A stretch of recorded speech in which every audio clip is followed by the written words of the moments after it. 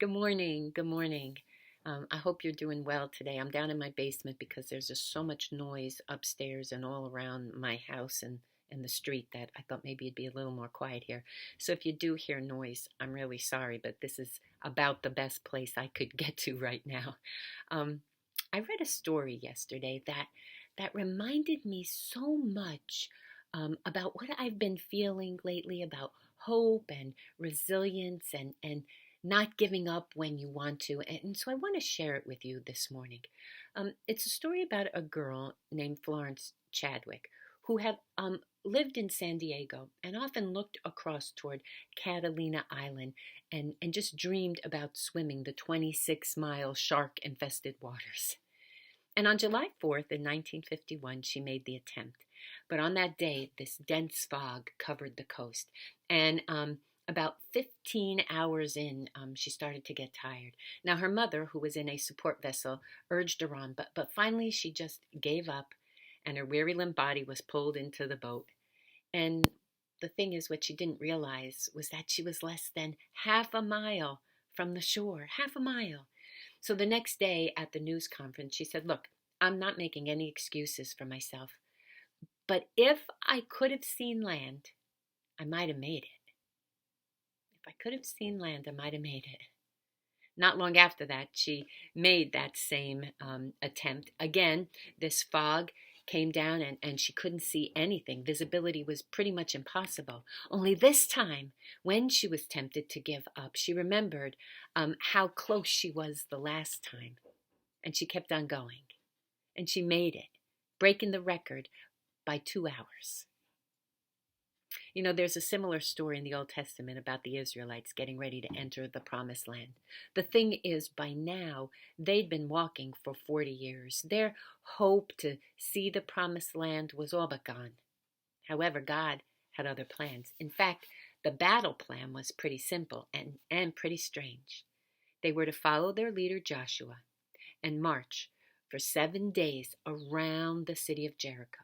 And then, when given the signal, they're to shout and blow trumpets.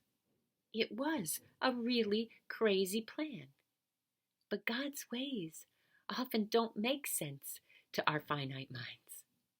Now, the Bible describes Jericho as tightly shut, which simply means it was a pretty well-secured place. In fact, they couldn't even see anything because of the high walls. Yet God said to the people, "See, I've delivered Jericho into your hands."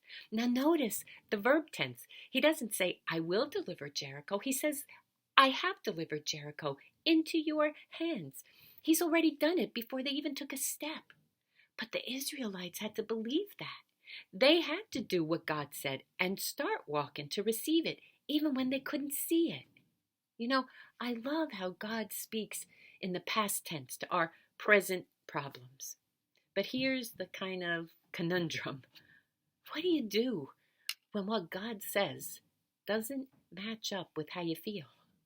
He says, keep moving, keep going, but you can't see anything to keep walking towards.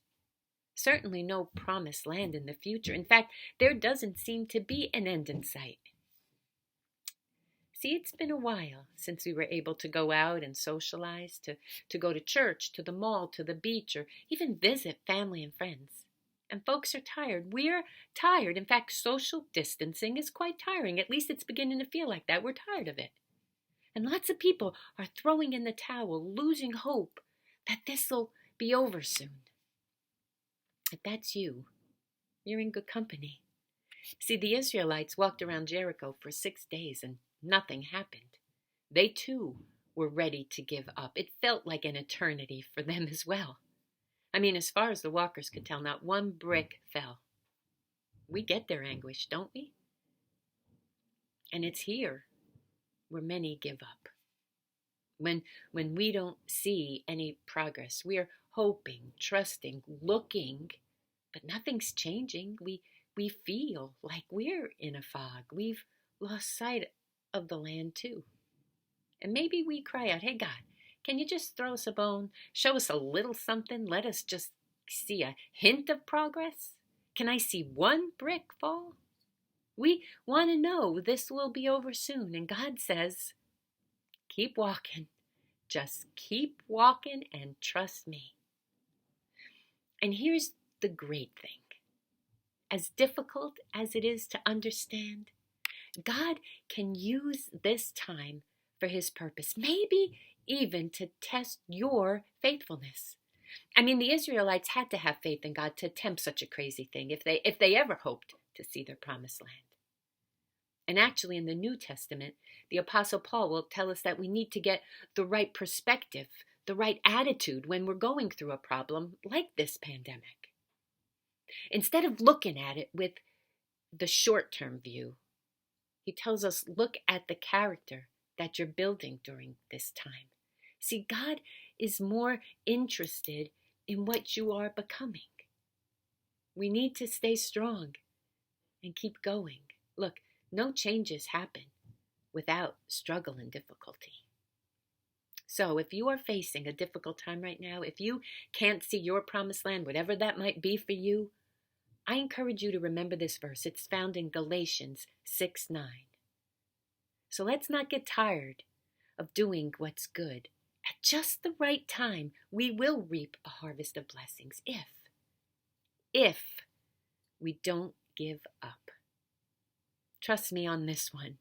Growth, that harvest of blessings we want, always happens in the struggle, because it's there in the midst of it that we can learn a lot about ourselves, like where we are good and where we need to get better. In fact, today you might be on lap 7 around your Jericho and not even know it. So my friends, when you are tempted to give up, to throw in the towel and quit, don't. Think of the Israelites. Think of Jericho. And think of Florence Chadwick's words. If I could have seen the land, I might have made it. You can make it. We can make it. Look for the land. Even if it's not clear yet, it's there. Keep your eyes focused in that direction. Believe me, God won't let us down. When the time is right, we will see our promised land again. And what a blessing that will be. So stay safe.